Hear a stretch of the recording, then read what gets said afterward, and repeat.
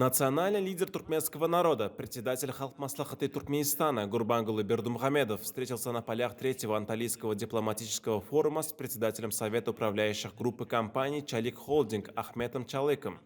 Герой Аркадак отметил, что взаимодействие между нашими странами охватывает различные направления, в том числе энергетику, текстильную промышленность, строительство и другие отрасли.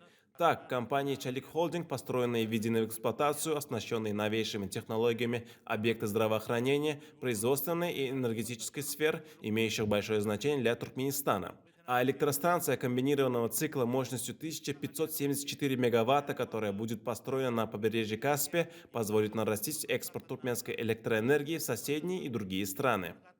Далее национальный лидер туркменского народа, председатель Халк-Маслахаты Туркменистана Гурбангулы Бердумухамедов встретился с председателем правления компании «Ренессанс Холдинг» Эрманом Илджаком. В ходе встречи констатировалось, что многолетнее плодотворное туркмено-турецкое сотрудничество по линии частного сектора вносит большой вклад в расширение двустороннего торгово-экономического партнерства. Отмечалось также, что компания «Ренессанс Холдинг» на протяжении длительного периода успешно работает на туркменском рынке, активно участвуя в осуществлении значимых проектов в сферах градостроения, нефтегазовой и химической промышленности.